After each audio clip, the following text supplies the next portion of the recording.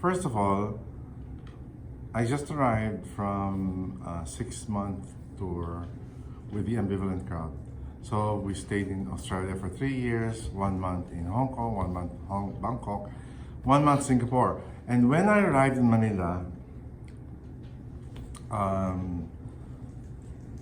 April 1977, I was invited by sila, the group of sila Leo Rialp and sila. And when I arrived in Manila, April 1977, I was invited by sila, the group of sila Leo Rialp and sila Willie Cruz. They put up a record company called Gem Records. And I met sila Apo Hiking Society, and they said, and one of the producers was Jim Paredes. And that year, he asked me to, he said, can I produce your jazz album? And I did that album. It was called Roots to Roots. And in that Gem recording company, they had one of the big stars of the time, Hajji Alejandro. And since I was part of Gem Records, I was an artist of Gem Records, and Hajji was an artist of Gem Records. And then they announced in '77 the new Metro Pop Song Festival. And then I said, I'm gonna join that competition. It's the first Metro Manila Popular Music Festival. And I was telling Garly kanina, I write if there's a need to write. So from ever since then, already whenever I'm asked, how do you write? What's your inspiration? I always say, depends on the goal. That's my inspiration. What is the goal? So it started that time when I said, if I'm going to join the contest, then I'm going to do everything I can to make that song win, because you're joining a contest to win. You're writing for a movie because so you write music for the movie the way the movie wants that music to play in that movie. You're writing music for a musical. Your goal is to make sure that music fits into the musical that you're doing. So because all these types of songs, they're not all the same. Iba-iba yon. So the goal that year, and that time when I wrote that song was, okay, so this is the first song festival, the first Metro Manila Song Festival. What does it need? Oh, it needs a real big motherhood statement of a song. And it's going to be about how beautiful our Filipino music is. Yun ang isip mo. Yun ang concept ko. The concept was, okay, I'm gonna write first music festival, I'm gonna write about music. And I'm gonna write about, I'm not gonna say Filipino, I'm gonna write about our music is beautiful or something like that. And I wanna win it, I'm gonna request if I can have a Hajji Alejandro sing it. So from the past experience, meaning my first experience in joining a competition, I sang it and I didn't win grand prize. I said, we have to put all the elements that will make it a winner. So yun, it won. And then they sent us to Seoul, Korea. It won grand prize. So Ganda Ng Ating Musika won grand prize in the first Metro Pop. Yun ang naging parang moniker niya, naging nickname ng Metro Manila Popular Music Festival has become the Metro Pop. So that's it. That's my... And then... Let's put it in context. Sinong na-beat mo na songs? Alam ko, but I wanted to just feel that. Well, what's good about that Metro Pop contest is realization of so many things about how music works. And no matter what people will say, it's a competition. And therefore, sometimes when you're in a competition, there is what you call you're in a competition mode. So you write songs that during that time, anyway, that's how I felt. Because now I don't feel the same way about competitions now. During that time, you join a competition, you have to think of your structure. You have to think of a panggulat na introduction and pang bonggang ending na ang ending papalakpak yung tao. So everything else in the middle, just make it nice. It could be simple, but make it rise. You have to work up an arc so that by the time it's about to finish, the people are all worked up. So that's how I thought. So there are many other songs in that competition that also somehow utilize the same type of approach, except for some, and they just wanted to be simple. But one of the biggest ticket in that competition was a song of Freddie Aguilar. It's entitled Anak.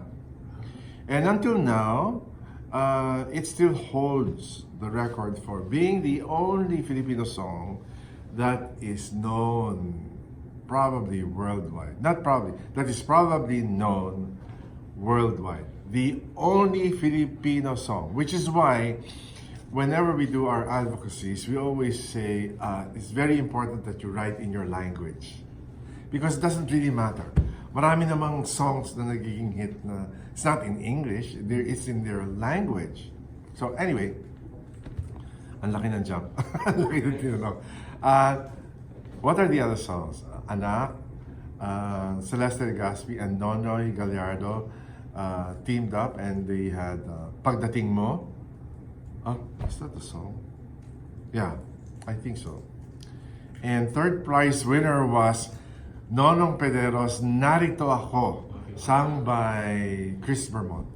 Narito ako, tarararara. Yun sinasabi ko na yun, flourish, musical flourish, musical bongga, merong mabilis sa gitna na no? Exciting. So, because everybody was in competition mode, they were thinking of ways to catch the attention of the audience and the judges. And so that the judges will say, clever, nice, emphatic, o that may dating sa puso, ganyan, no? So, all these things you put in, it's like a formula for that competition because it's in competition. Nakasalakot pa si Hajji at that time. Yes. And I remember the last punctuation was we threw something he had But what do you think was the edge of your song? Is it the da-da-da-da, da-da-da-da? Edge of the song musically, I wasn't thinking. For me, it was a song. I arranged it. It had this big introduction. And it had this big ending. So, for me, that was how it was structured. Because I wanted to win. Now, for me, also again, the song is just about 50%. You have to have somebody who will deliver the exact sentiments, the exact excitement, or the exact, yung tama sa boses. And that particular time, Hajji was there at the crest of his career. So I rode with that. And people know that. I mean, you really have to, as a matter of fact, in most competitions, until now, producers still encourage the songwriters to look for a good singer to deliver their song. Pero many things are happening now. Is it more now songwriting competition? Is it more like what's going to be a hit rather than a performance-based vocal or something? That's sometimes the nature of the competition will somehow dictate that, and it is the taste of the screening committee and the judges. Sila yung nagdi-dictate nun eh, kung sino yung mananalo.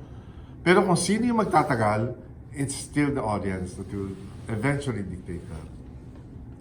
So in my case, kay Ganda, it was just one of those songs na it became a landmark song for me. And then from that time on, nagsulat ka lang, nagsulat. From that time on, I became a songwriter na. Songwriter because you know the next year I asked Basil to sing. No, that same year I asked Basil to sing the theme song of Paraisong Parisukat, which is Narito ka tumatangi sa iyong munting paraiso. Paraisong Parisukat was a movie directed by Elwood Perez, and it starred Christopher De Leon and Alma Moreno. Basil sang the theme song. He recorded with Vicar Black Gold, and it became a mild hit. As in, that was my very, very first hit. So in short, that was my third song.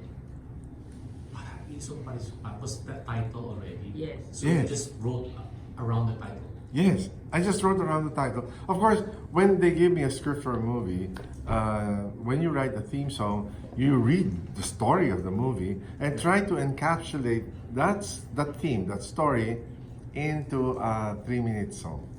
Pero okay, it's one thing to become a songwriter. Another thing to also write your lyrics. How did that come about? Bigla na lang you're writing lyrics. Me also. I didn't know I could. No, I didn't know that. That was not the point. The point was I forced myself to Kasi write. a lot of great songwriters like Carole King didn't write her lyrics. I mean, they did much later. Right. They had collaborators. Yeah. But you started writing your Yeah, lyrics. I forced myself. I was not good at writing, if you ask me. I was not good at anything. I only discovered I was good at music.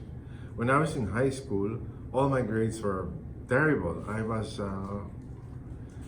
when I graduated, I think my weight average, whatever you call it, was 77. You know, like you're talking about 75 passing. I was 77. I was so bad at academics. As a matter of fact, when I was in grade 4, I almost failed grade 4. I had to stay the entire summer doing SRA. Have you ever? Yes. Of course, you know I SRA. hated those. I was so bad at them. Yeah. Magbabasa ka, parang may mga small Yeah, it's in booklets. color. Ah. Di ba? From Basahin mo, the tapos yellow, may test. red, orange, Parang purple, naalala ko na, green. tas parang may key, answer key, tas okay. Basta you answer questions based on the story. Tapos may bilog-bilog. Para may ano yun eh, para to test your comprehension. Comprehension. It is. It's a reading comprehension thing.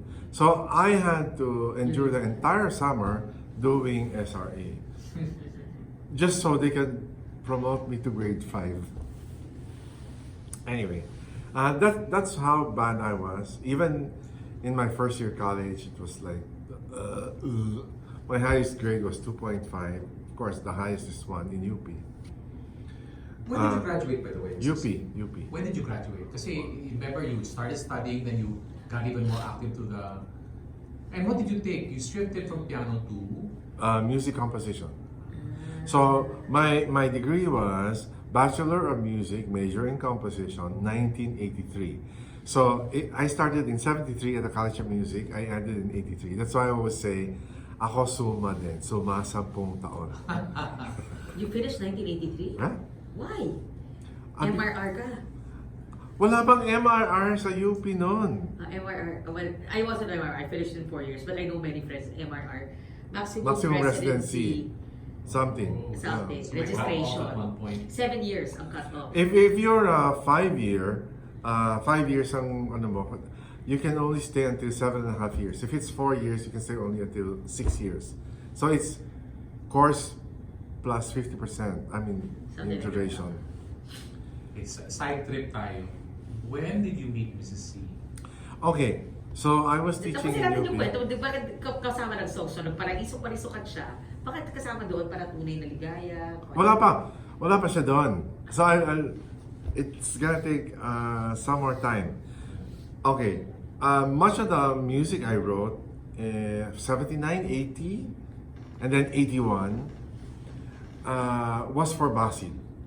Which were the songs? The songs are After Paraisong Parisukat, I wrote for him.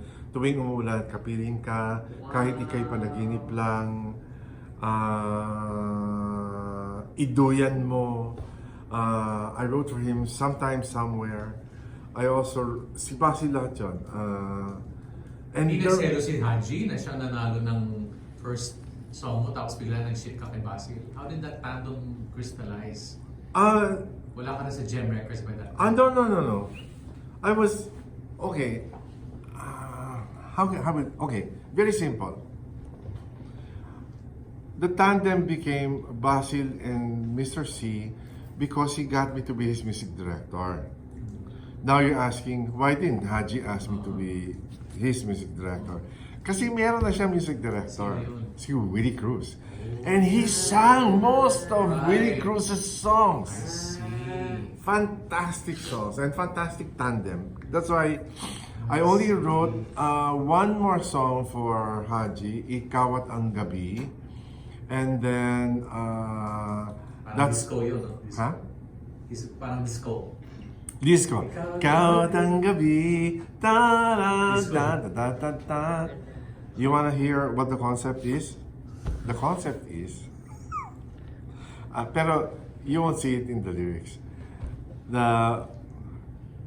Her woman, I mean her partner, I don't know. I'm not sure if wife niya yun, pero weird. Kasi every night, she leaves him. And then she returns only in the morning. So sinabi ko sa kanya, okay, ang concept ko dito, aswang yung asawa niya. Meron siyang Are you serious? Doctor. So funny. I'm serious. Aswang. Aswang, of course, you won't see it in the... Even if you ask, sila, Willie Cruz, that one. And the other song that became quite, I don't know, parang naging kilalang-kilala ng mga tao. Alam mo yung, kung natatandaan nyo nun, karamihan sa atin, di mahilig sa awiting Pilipino.